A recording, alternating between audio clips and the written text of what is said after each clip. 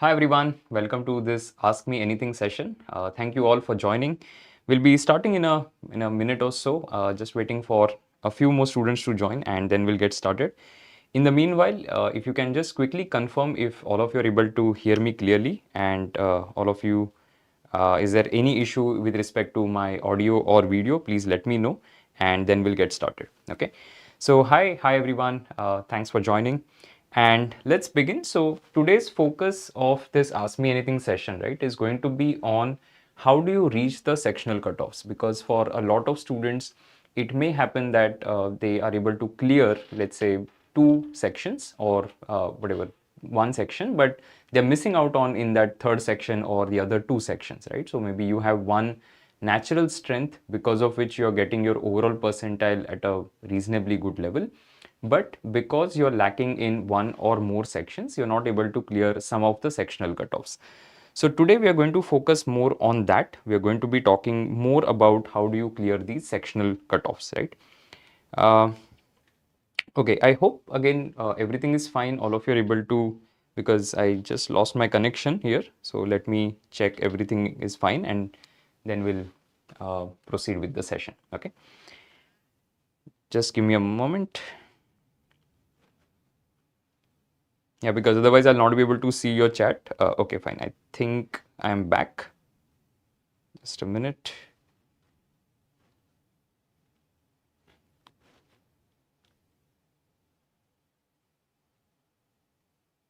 Okay, can somebody quickly confirm in the chat window because I don't see any responses in the chat.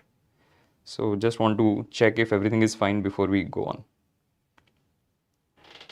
Okay, all right. I can see a few responses, so I think we are good to go. Okay, so before we get into the whole 85 percentile thing, right now, see, when you look at sectional cutoff, every IIM has a different requirement. And if you look at different categories, the requirement again is different. So what we are doing is I'm focusing on the 85 percentile mark because if you look at any of the IIMs, typically they won't keep the sectionals more than 85. So for general candidates, 85 is generally the maximum that you can have when it comes to sectionals, right? So that is why we are going to talk about 85 percentile as the figure. But if you belong to any of the other categories, you can find all of the data very easily as to what is the sectional cutoff for you. And then you can keep that number as the target. Okay, so again, don't get fixated with n number of questions or x score that you want to get.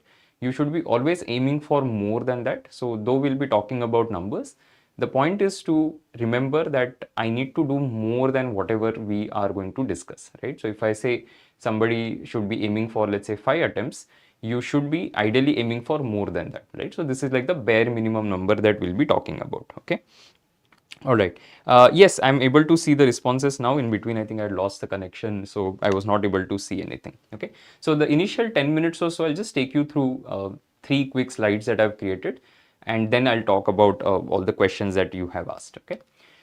All right. So a lot of you may not have seen data like this, so I thought I will share that data with you as we start the session.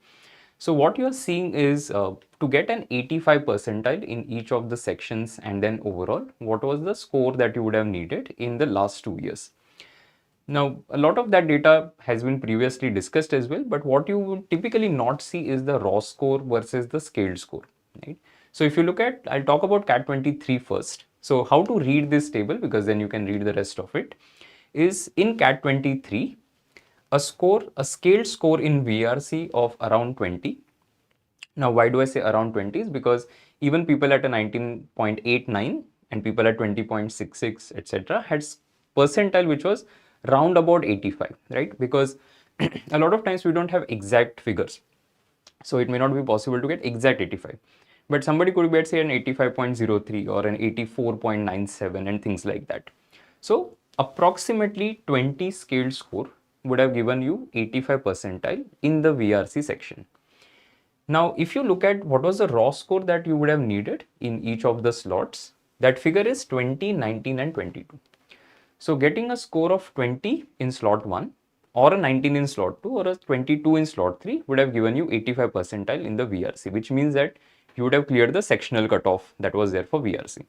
So similarly, I've given data for the rest of the sections. And even for CAT 24, I have given that data.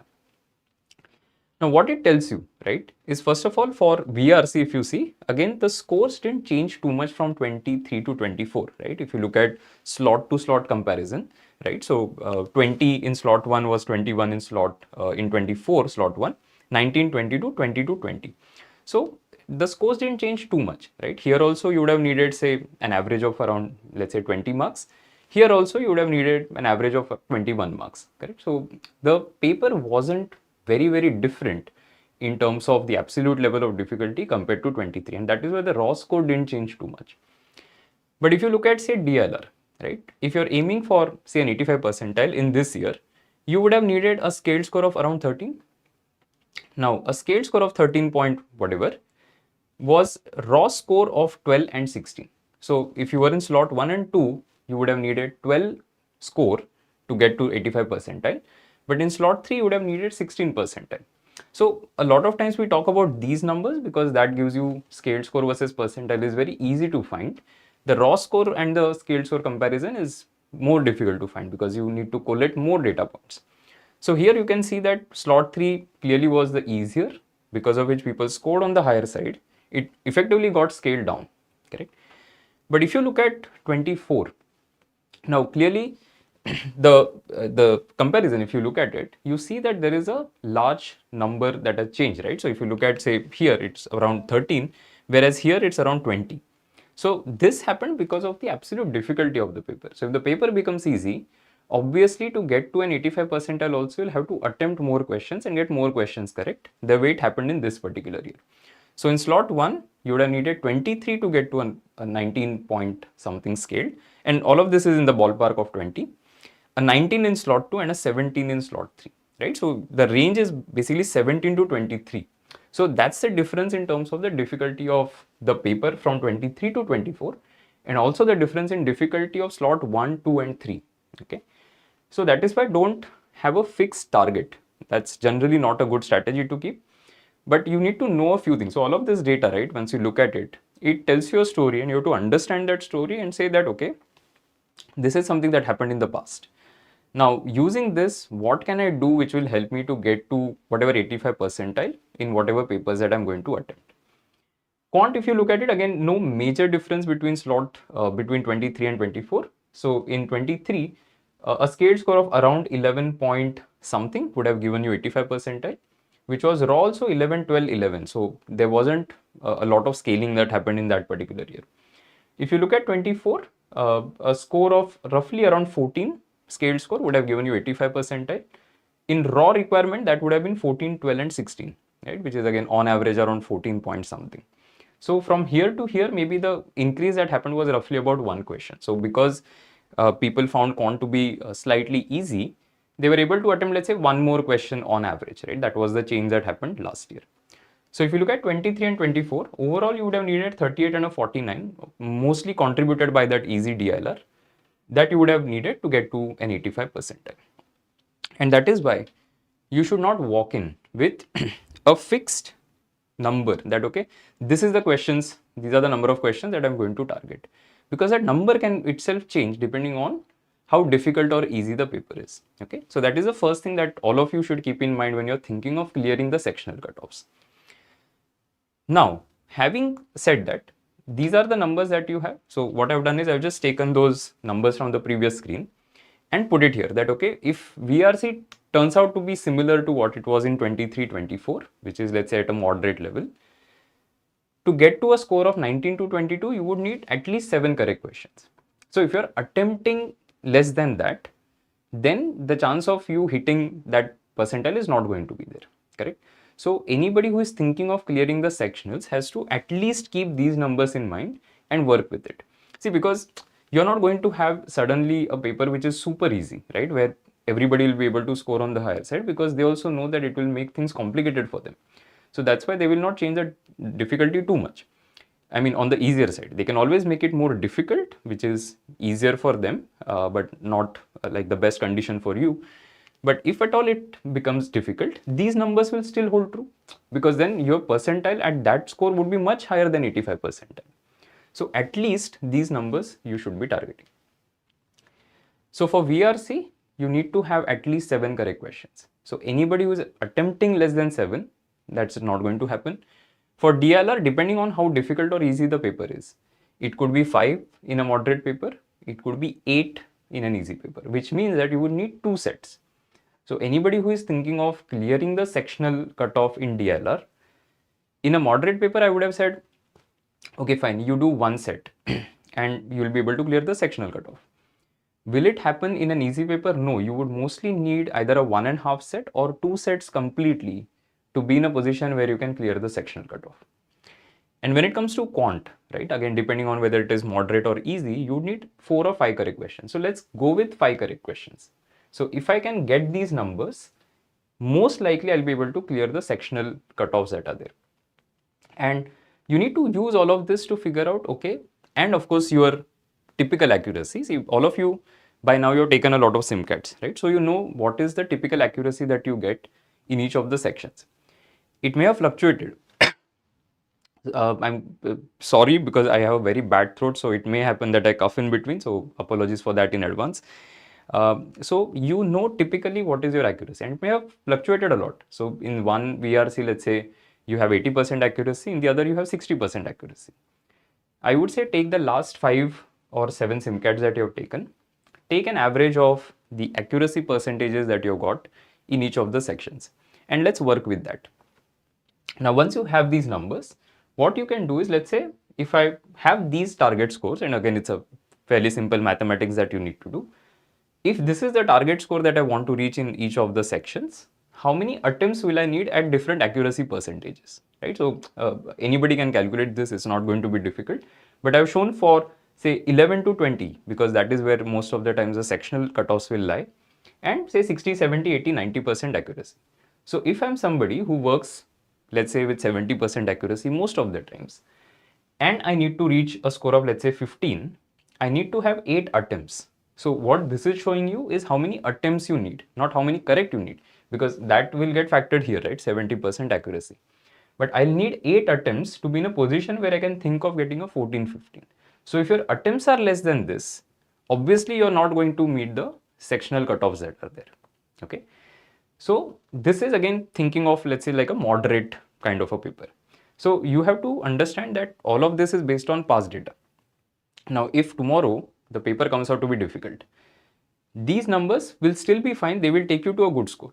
If the paper comes out to be easy, however, then you will have to add more attempts, because then everybody will be able to add more attempts, and obviously that will impact the overall score range, and because of that the percentile will get impacted, okay?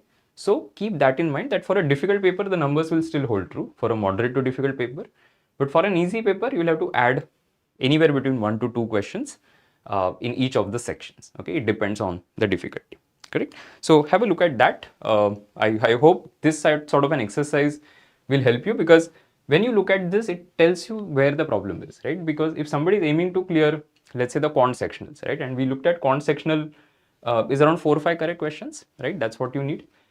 Now, if I have, let's say, 70% accuracy, correct? And I'm attempting less than 4 or 5 questions, I know that I'm not going to clear the sectional cutoff. So your attempts have to be more. So keep that in mind. Don't attempt with that thing that, okay, I will be able to get 100% accuracy. It may happen in quant, it may happen in DLR. In VRC, most likely it is not going to happen, okay? So factor your accuracy in and then plan your attempts.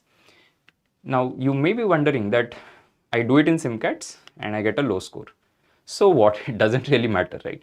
See, because your SimCat scores, right, it's just an indication of what is going on. It is not going to write the fate that this is how much you will score on the actual CAT. So take all of the SimCats with that learning experience kind of a mindset, that let me try out a lot of things and see. So what if, let's say, I suddenly increase my VRC attempts by 5? What sort of impact does it have on my accuracy? Now, let's say I realize that I attempt 5 more questions and I get, let's say, 2 correct, right? That is still a decent position to be in. And this I have worked out with +3 -1 as a marking scheme. In fact, if you attempt theta, then the numbers will look slightly different. But let's discount theta for a while and just focus on +3 -1 kind of marking scheme. So if I attempt 5 more questions and I get 2 correct, right, I get 6 marks, right? I've got 3 wrong questions. I'm still net positive. So as long as I'm not net negative, I'm okay. I'm okay attempting more questions. So just try it out in different SIM cards. I'm sure it will help you.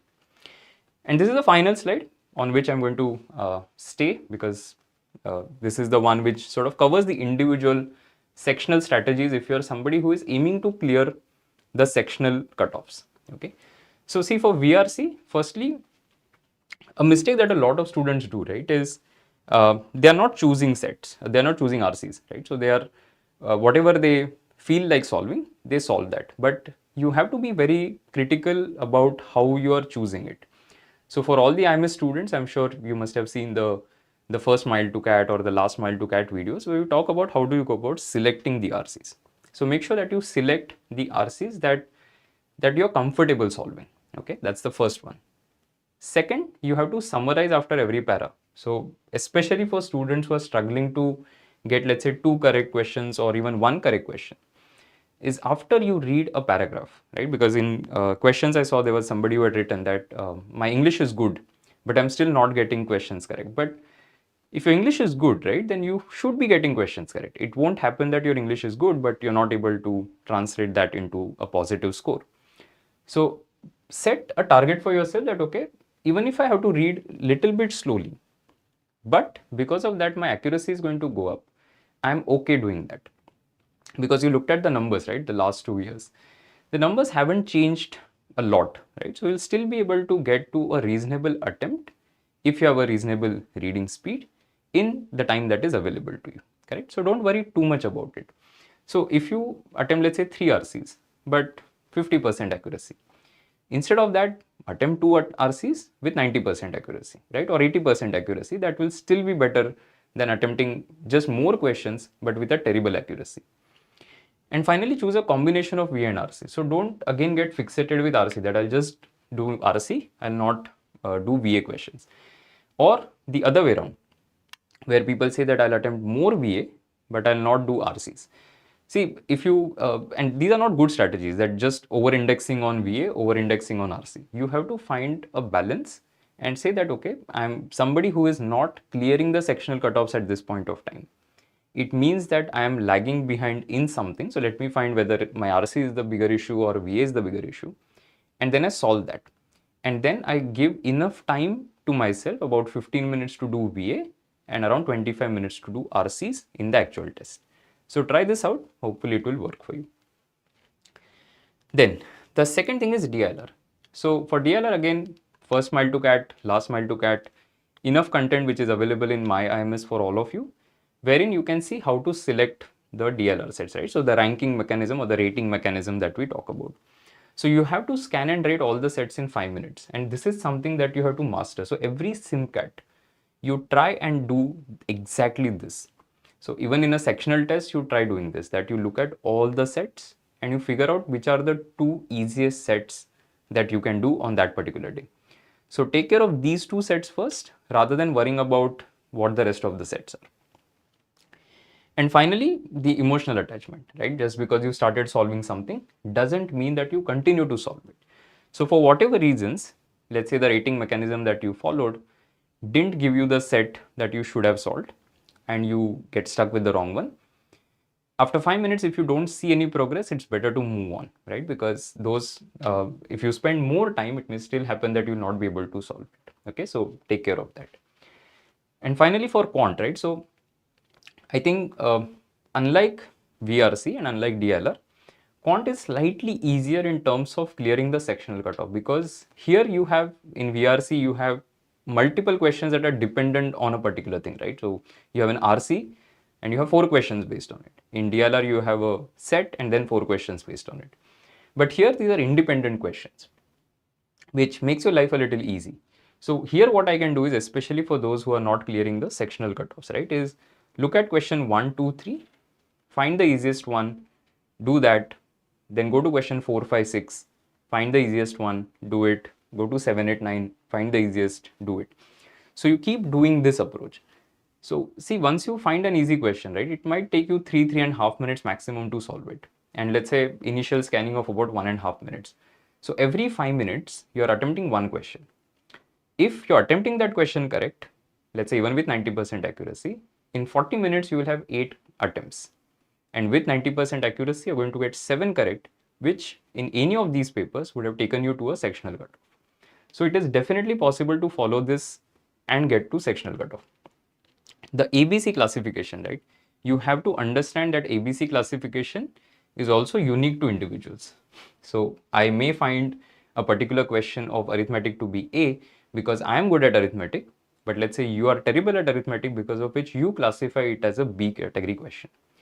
So it won't be that, okay, I find it A, you find it C, right? And generally it will not happen, because there is like a consensus kind of a thing that, okay, this question, most of the students will find to be, say, A or B or whatever. So do this sort of thing in round, which is the first thing, first 1, 2, 3, easy question, done. 4, 5, 6, easy question, done. Keep doing that, reach the end of it. This will also result in a situation where you have seen most of the questions from the paper, right? It won't be the case that you missed out on questions or you could not, let's say, reach the last 5 questions. Okay. Then out of 5, you need to work on at least 3 areas if you're not clearing the sectionals, right? So which 3 area they are going to be, it is up to you. One of them has to be arithmetic. So a lot of students say that I've done arithmetic, but I'm not able to solve questions. It means that you haven't done it properly.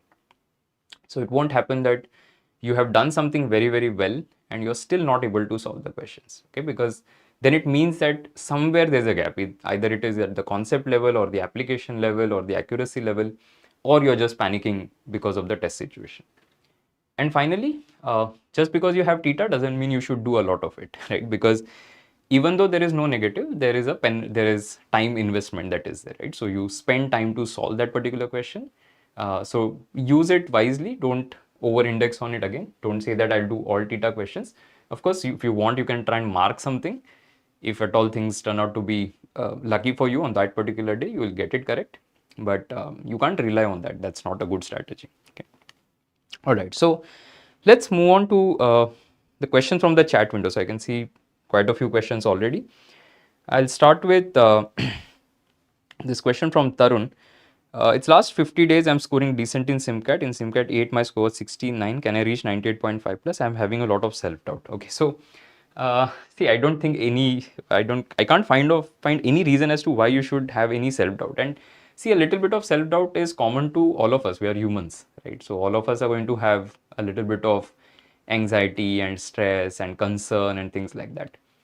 But then if you're putting in the efforts that are required, right, I don't see any reason why you should not be able to hit the number that you are written there.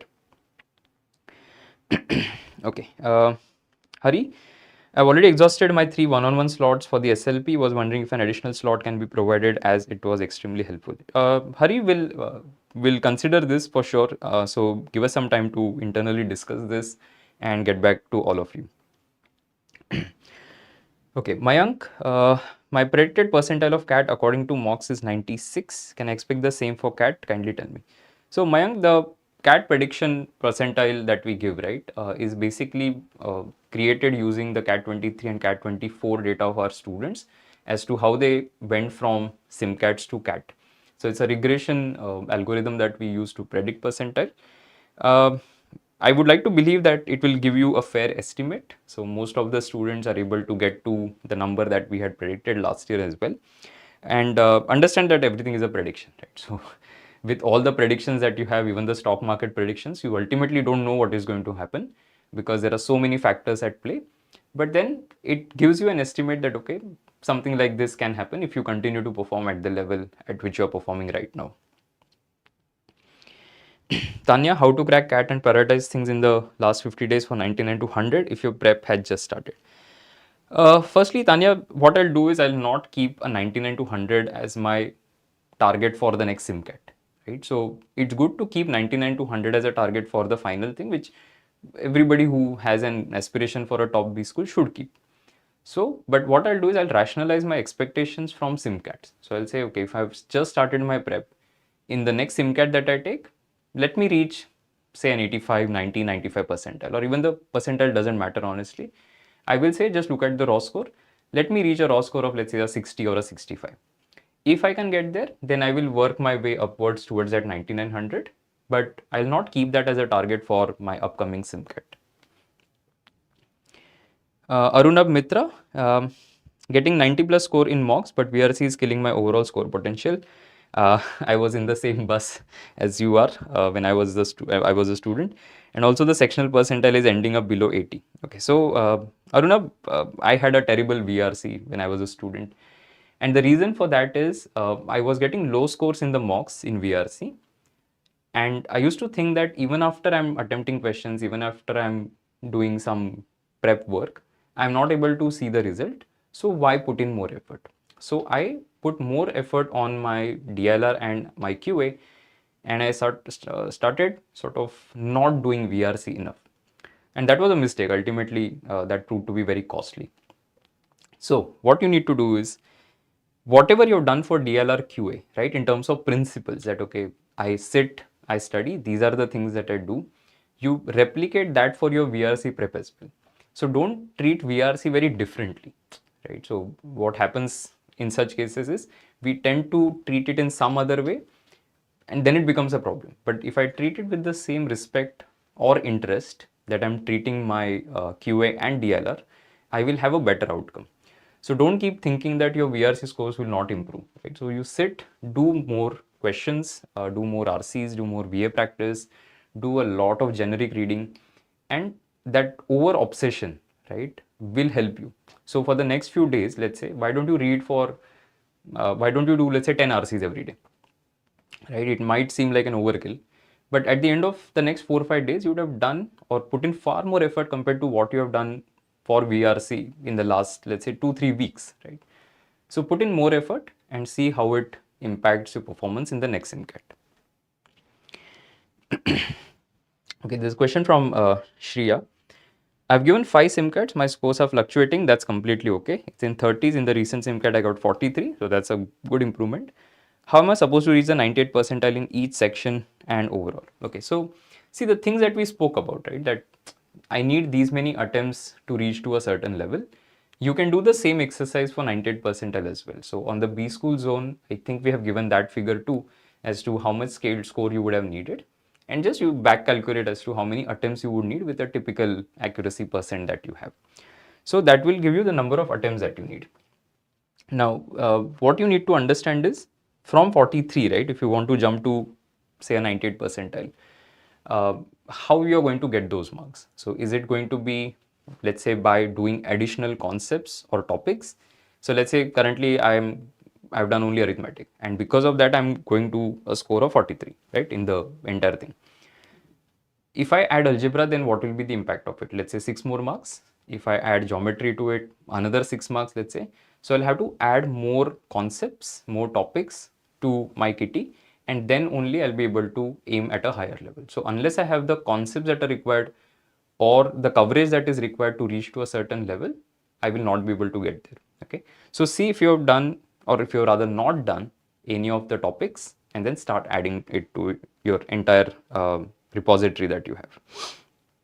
Okay, there's a question from Tarun. Okay. So Tarun, see, profile, I'll not worry about it right now because see, last 50 days, let's not bother about profile, right? Because there's nothing that you can change about it. So what you have is what you have. That's it. The next 50 days, you just think of how do I get a good CAT score. The moment you get a higher CAT score, things become easier for you. But yes, I understand where the question is coming from. So what you can do is the exercise that we did in the beginning, right? This we have done for 85 percentile. You can look at the same data for whatever is the requirement for the sectionals, right? So let's say you're aiming for ABC LIK. You can figure out what is the requirement for NCOBC since you have mentioned that. And then I back calculate that, okay, how many attempts would I need? And definitely don't keep that as the target. Keep something which is higher. So maybe 1 or 2 attempts higher than the number that I get. So if you work out numbers like this, then you say that, okay, instead of attempting 8 questions with 60% accuracy to get to 11, let me attempt 9 questions. Okay. This is from Pratyush. I'm getting 50-16 recent SIM cards. My prediction comes out to be 80-86. Yeah, that's how it will work. Because see what happens is SIM card takers, right, is a very small pool of the entire CAT applicants. In actual CAT, there's a lot of dead weight, which naturally pushes up your percentile. So don't worry. Okay, Lalitesh, how does predictor percentile matter?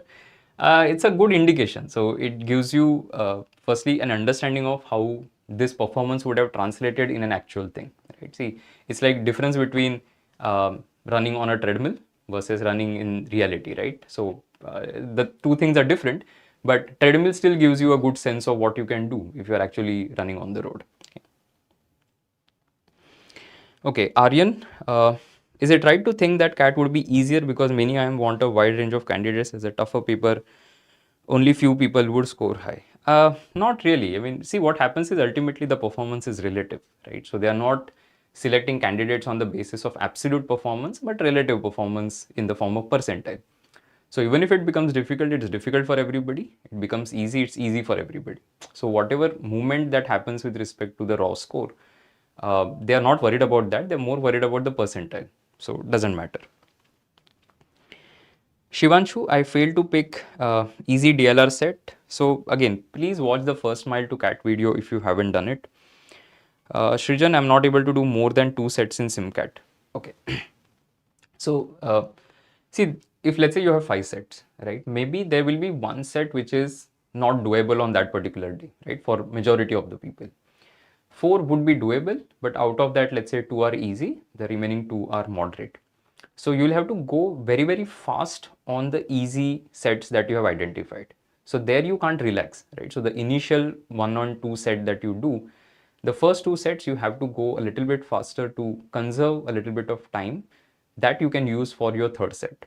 So what you'll have to do is the set selection has to be very, very quick in the beginning, and having selected the right set, you will have to go faster to save time.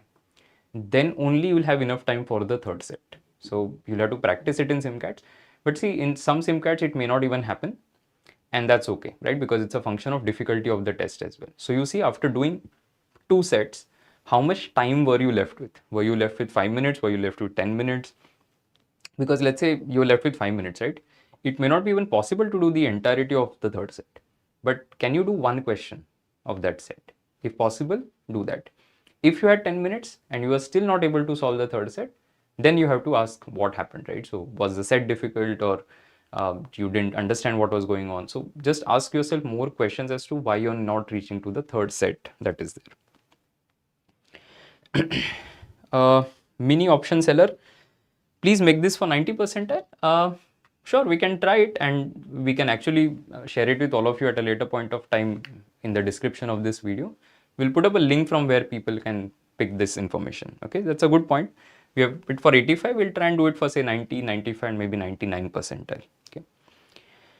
How does p-value work? So p-value that we give in SimCats is basically a function of what percentage of people attempted a question and what percentage got it right from that. The value to focus on is the topper's p-value. We basically let the student community who is taking the test decide what is the difficulty of the questions basis how they performed, right? So we are not classifying ABC, the topper's performance classifies it. Thoughts on take-home SimCat, are they worth taking? Absolutely. I mean, see, these are basically questions taken from past year's proctored SimCat, so definitely worth taking. Is NMAT worth filling? Definitely. Again, see, I generally don't like to answer such questions because, see, if you look at a particular test, right, it will create some number of options for you.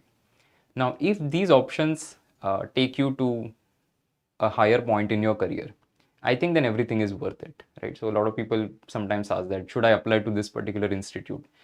Firstly, do you think the options that are there will give you the outcome that you're looking for? If yes, then you apply. So you don't think too much. The other thing is, I would want to have more options at the end of the season from where I can decide, rather than me having only one option, right? Where I have to decide, I have to take a call that, okay, should I join or should I just join, try again next year? So I don't want to be in a retake kind of a situation as much as possible. And that's why you take multiple tests and see what happens eventually. Okay. Arunab, my accuracy in VRC varies from 50-80. How should I judge my actual position based on such a huge range? Take an average of about last 5 to 7 SimCats. That should be fine. HSK Gaming, I'm getting 25 in VRC, but DLR and QA is hardly less than 5 or negative.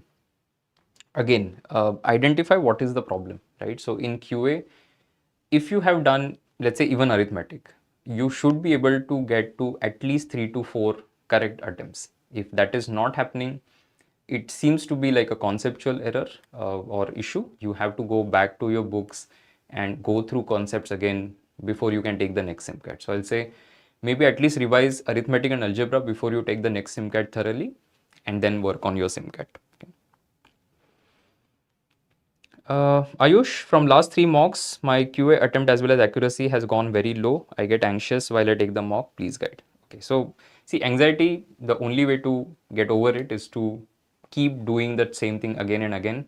So, for example, keep taking section tests, keep taking mocks. At some point of time, your body and mind, your soul will understand that this is the normal, right? So, there's nothing new that is happening. So, the anxiety will start going down. The other is, don't think too much about the score that you're going to get. So sit there for the experience and how I'm going to perform. Let's say if this is the actual CAT, focus more on that, the process that you have been doing in terms of set selection or question selection, rather than worrying about the outcome, because that is going to take your focus away. So that these are the things that can work for anxiety. If it works for you, you can always do a little bit of meditation or relaxation exercises. It helps some people, but again, it's up to you whether you want to try it or not. But apart from that, QA attempts, right? So figure out where the issue is. The accuracy is the issue, or let's say the concept is the issue, question selection is the issue. So the issues can be multifold. You have to figure out what the issue is and then work on that. So if you realize that I don't know time speed distance, you don't know time speed distance, then sit and solve 40 questions of TSD before you take the next mock. Okay. Amit, not able to solve DLR sets, what should I do? So start from the basics, right? So you have the courseware with you, sit with slightly easier level problems, work with the fundamentals, that okay, how do I begin? So given, let's say 8 conditions, right, or 8 pointers, how do I work with these pointers, right, in rounds? Then how do I, let's say, solve a tournament set, do 4 easy sets? How do I do, let's say, a 3-set Venn diagram? So do, let's say, 4 or 5 sets of that. So do different types of sets, but at the easy level.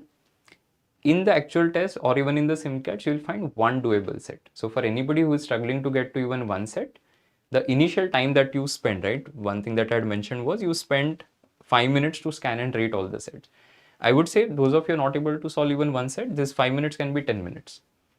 And in 10 minutes, if you can identify the easiest one, and let's say give another 10 minutes to solve it, at the end of 20 minutes, you will have one complete set.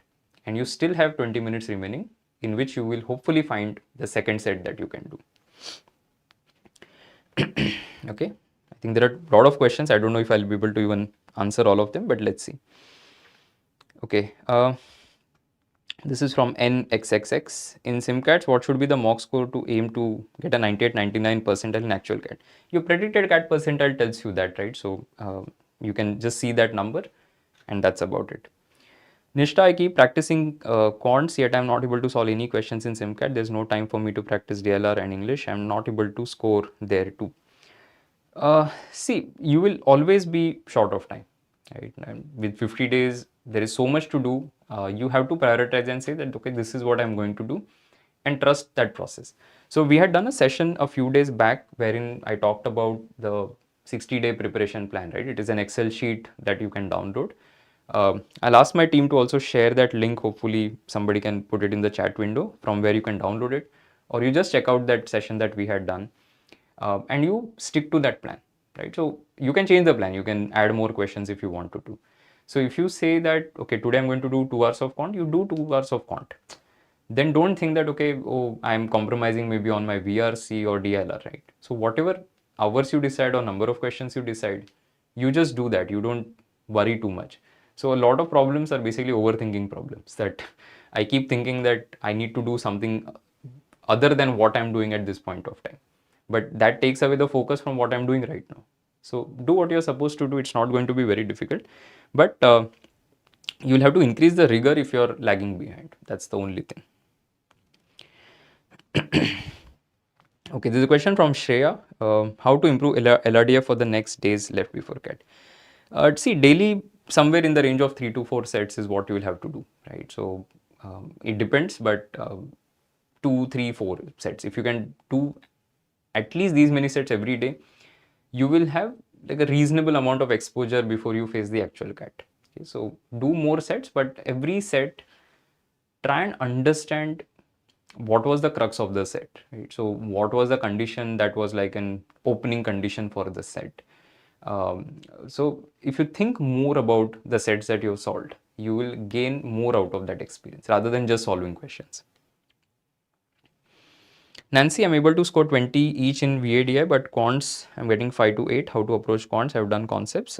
Nancy, I think I've discussed it enough, but if you have anything specific, then you can ask another question.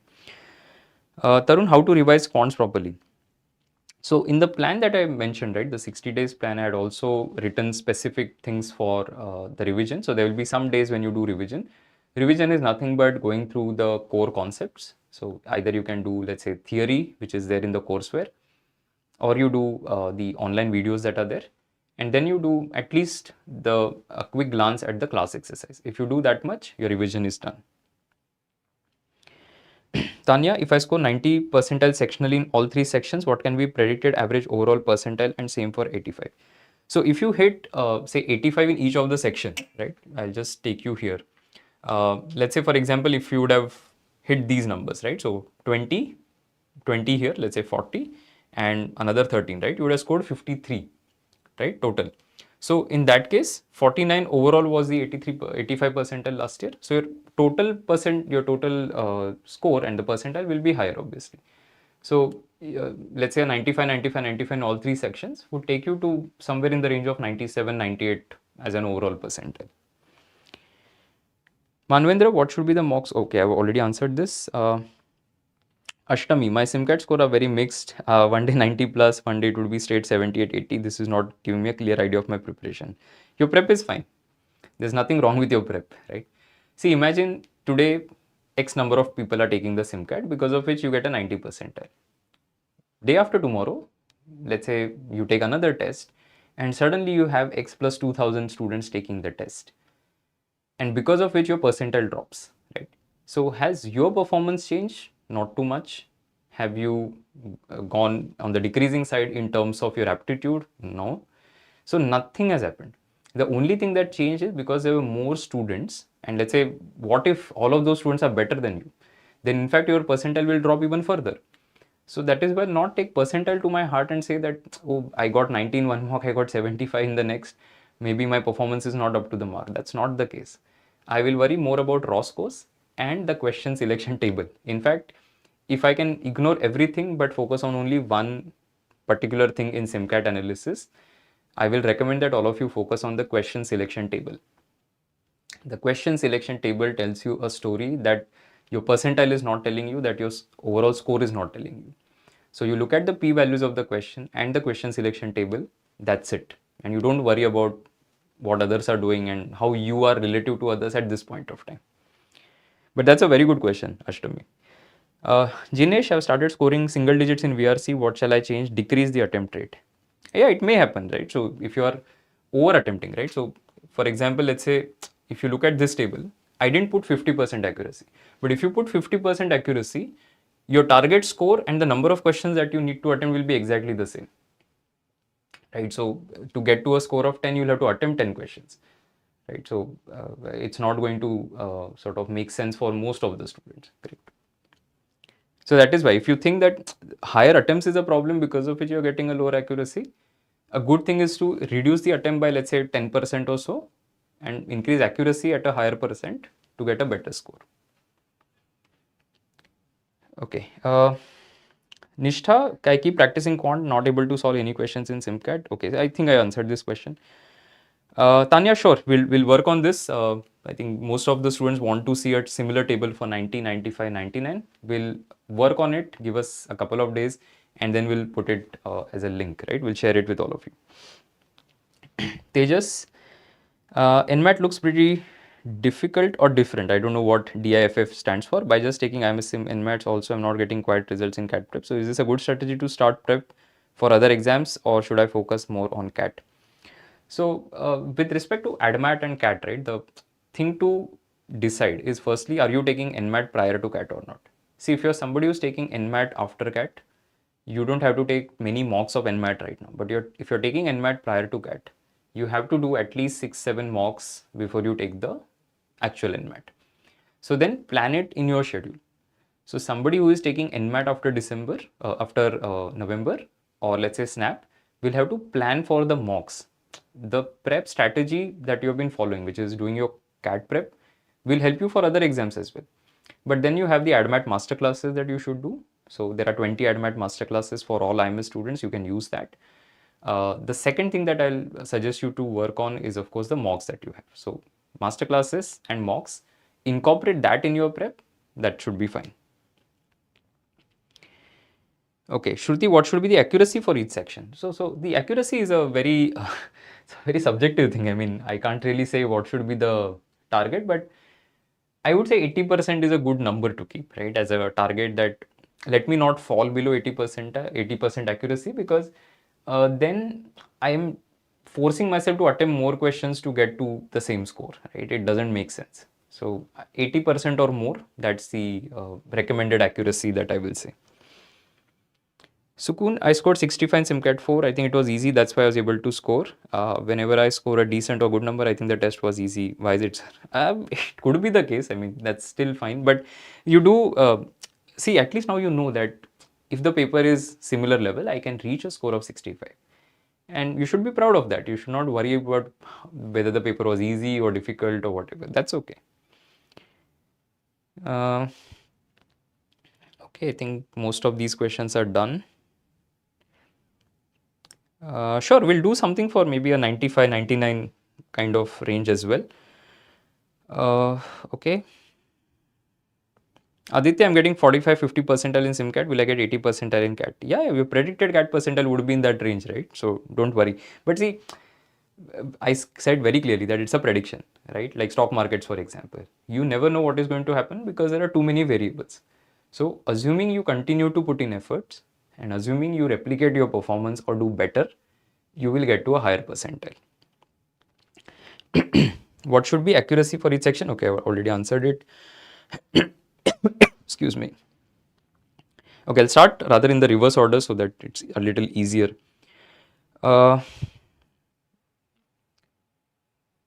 This is from Abish. I practice a lot for VRC, but sometimes I do correct all RC, sometimes VA. How can I get over it? See, it is bound to happen, right? It's not that, especially in VRC, that you don't continue to have the same percent accuracy in every single SimCAT that you take. Because it's the language is such that in some you may find the best RC, you end up getting everything correct. In the next, you still find a good RC, but you're not able to get everything correct. So it's okay. I'm not going to be like very fixated on this, but I'll just say that, am I getting the maximum A category questions right? That's why I said, look at the question selection table. Don't worry about the score that you're getting. Am I getting majority of the A category questions? Am I identifying them and doing them right or not? So I should have more number on the easy correct questions in that question selection table and very few on the last thing, which is C category questions and the wrong ones, etc. So I need more A easy questions, A easy correct questions to get to a higher score. So focus on that instead. Isha, if you focus on core arithmetic, possible to clear sectional cutoff in quant, DLR module 1 and 2 enough to clear cutoff.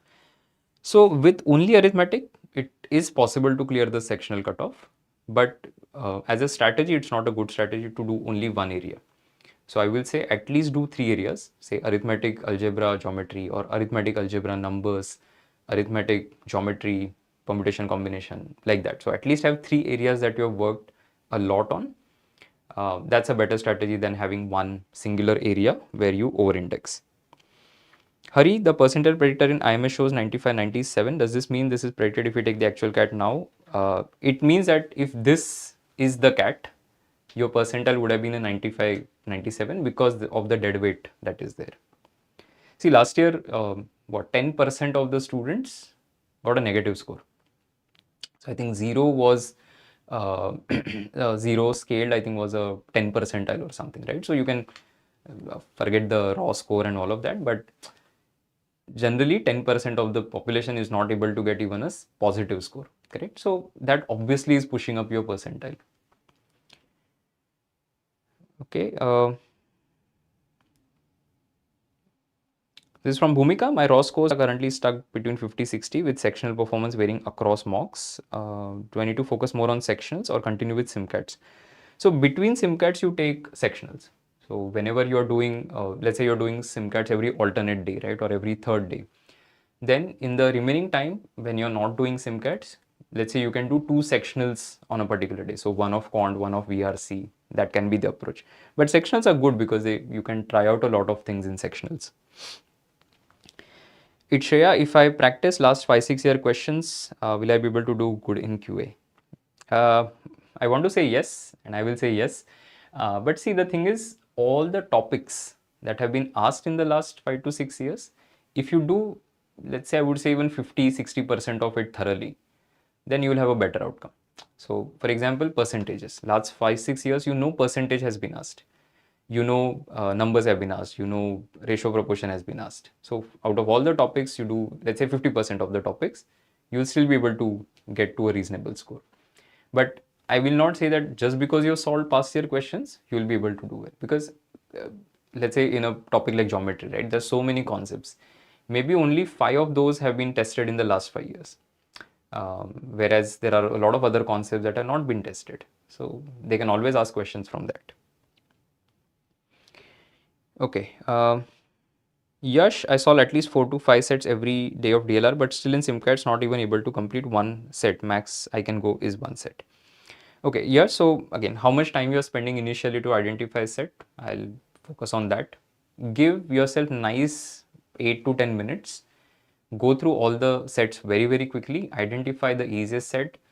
Do it in let's say 10 to 12 minutes. You would still have 20 minutes remaining for your second set. So if you're doing sets every day, right, 3 to 4 sets that you mentioned, after every set, ask yourself what exactly was the set and explain it to yourself as if you are explaining it to somebody else. Okay, so as if you're teaching it to somebody. So, okay, this was a set, we started here, this was the condition, then we placed this set. So basically just doing a walkthrough of the entire solution after every set. Try and do this in practice.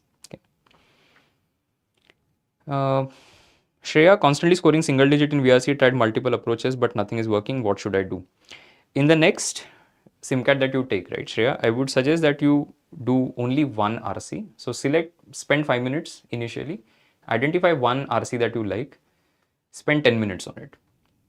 Okay, so now you are at 15 minutes, you have attempted one RC. You have 25 minutes left. Do exactly 4 more VA questions and identify which ones you want to do. Say summary questions would generally be easier, right? Parajumbles you can try, or whichever what you like or what you're good at. Reduce the number of attempts, total attempts 8 in the next SimCAT.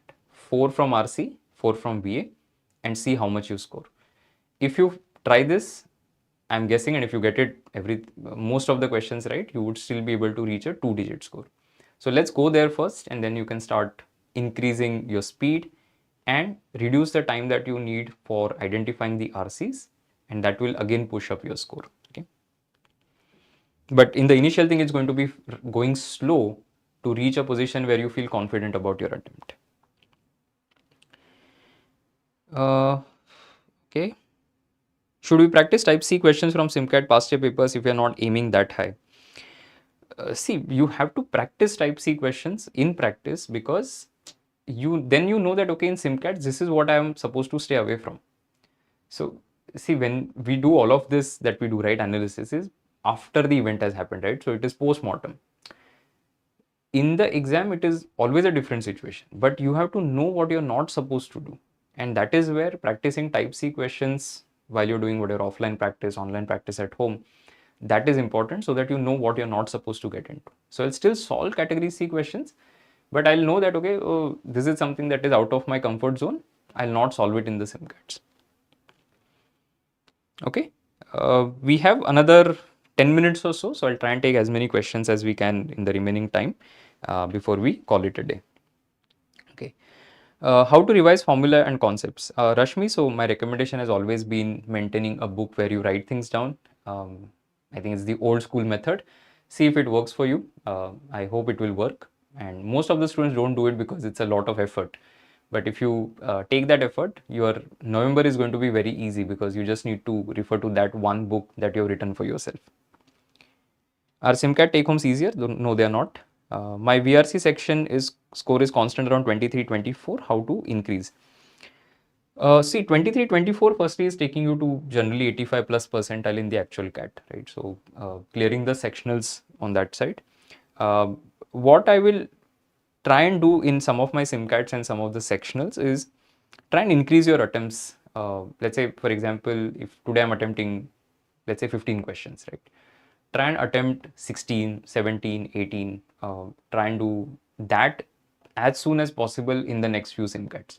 So that firstly you develop confidence that I can attempt more and then start worrying about accuracy. So right now you may be stuck at lower attempts because of which the score is also low. So figure out if you can attempt more, get that confidence and then work on accuracy. My speed is very slow. So what to do? Okay. See, firstly, speed is a function of how many questions you have solved of a particular type, right? So that you have completely mastered that particular concept. So speed is not going to happen overnight. So you will have to do maybe, I can't put a number to it, but maybe another 500 to 1000 questions to get a little bit faster, right? And even marginal improvement in speed. So what you will have to worry more about is the question selection and have you done all the topics so that even if for whatever reasons you have say, difficult questions from a topic that you are not very comfortable with, you would have some other questions on which you can work. See, because let's say I like arithmetic. Personally, I like arithmetic a lot. But tomorrow, if in the CAT they ask only 5 questions of arithmetic, it should not happen that because of that decision by CAT authority to ask 5 questions in my slot, I am suffering too much. So that is why I need other areas so that I don't, I have something to work with. Right? So speed is a separate issue. Speed, even if you're not very, very fast, let's say instead of somebody taking 2 minutes, you are taking, let's say 2 minutes 25 seconds or 2 minutes 30 seconds, right? That does not mean that you will not be able to get to a higher percentile. So you have to reduce that gap as much as possible. But even if you're not able to reach there, it's still okay. You will be able to still get a good score.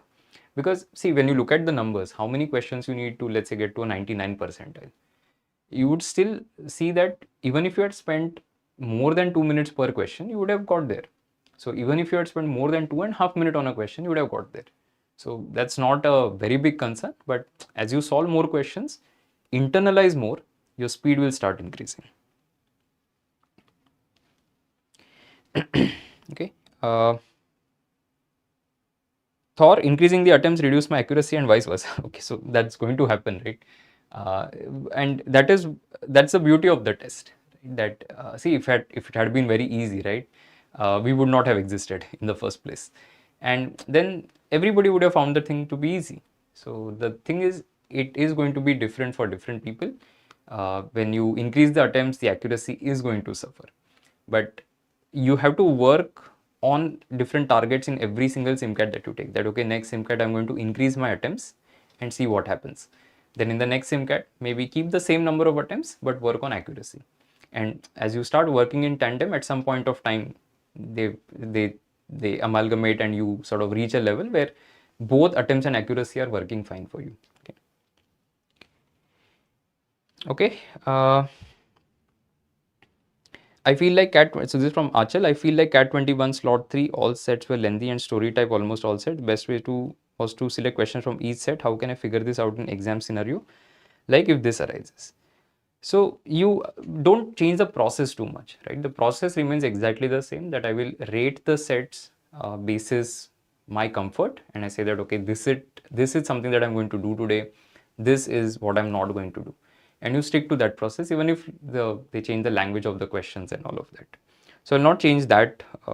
See, that's where the panic sets in, right? A lot of students try and do, if something like that happens, which is suddenly difficult DLR, then there's panic, which happened in CAT 23 quant, right? So suddenly the quant is difficult. So rather than panicking, you trust the process that, okay, I'm supposed to identify what are the easiest questions and work on it. Okay? Okay. Bhumika, can I scale my raw scores from 50s to at least 90s in the remaining days? Sure. I mean, why not? Right. So, see, I'm a strong believer in the growth mindset, right? That anybody can improve given the right amount of time, effort, energy that you have. So, and of course, the intent, right? So, if the intent is not there, no amount of time is going to fix solutions for you, fix things for you. So you have to have the right intent, you have to do the right things that are required. And when everything falls in place, obviously your score will improve. So, but it will not happen to everybody. That's also there because not everybody will be same driven or will put in the effort that is required. This from Anet. I'm scoring around 50-60 percentile in SimCats with the predicted 80-86. My VRC is very weak, single digits, still possible to reach 99. Overall, definitely possible. But I think you should be worrying about fixing your VRC than worrying about your overall score. So your overall can still go to a 99 if you have, let's say, two very strong areas. And the third area, you just manage to clear the sectional cutoff that is there. But you need to worry about that. Okay. Tanya, how is masterclass different than the questions, challengers, benchmarking test we've been doing? There are so many videos with limited time. I wasn't planning to touch them. Are they different? So masterclasses are at a higher level. If you're somebody who is hitting, I would say, a 95 percentile in your SimCats, then you can spend more time on masterclass if your aim is to go to, say, a 99 plus. Okay. But otherwise, you can always decide to focus more on SimCats and the PassCat papers if you don't have enough time. Satyam, how to make sure to solve at least one set in DLR, still be energetic enough to tackle QA afterwards. Energy concentration level drop proportionately to section number. Okay, so start firstly sitting for long hours, right? So especially after 5th November, it will become more crucial that you are in the peak position in the time slot that you have. So you get used to that. Every SIM card that you take it in the same slot. You take all take home tests also in the same slot, right? So take all test taking in the same slot so that your mind and body get used to being absolutely focused in those hours. So change your entire schedule from November and you have to tweak it that way. Right now also I will say that you start doing more sectionals. So let's say 4 sectionals back to back if you can try doing that once. If you don't want to do, let's say, a complete test and then a sectional. So you can try that out. Or at least I would say, if you don't want to do that, first 40 minutes do nothing and then do a full length test. So that will build your stamina. Okay, Nasir, thanks for saying move out of the way of the board.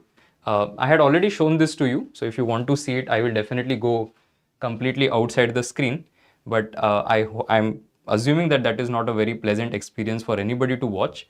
So you can always find this data. If you sort of go back in the video, you'll be able to find that. But yeah, I don't think this is a very pleasant experience. So I'm going to come back in the screen. Okay, so with that, on that lighter note, I think we can end the session here. So thank you so much, all of you, for joining. I hope it has helped you. In the interest of time, we'll have to wrap up the session, but wish all of you all the best. Thank you for joining. If you have any questions, you can leave it as a comment and I'll try and get back as soon as I can. Okay, so thank you everyone. I'm very sorry I had a sort of a bad throat today. So the quality of voice, the maybe the sudden hisses and all of that, very sorry for that. But yeah, so if you have any questions, let me know in the comment. I'll try and get back as soon as I can. Okay, so bye everyone, all the best.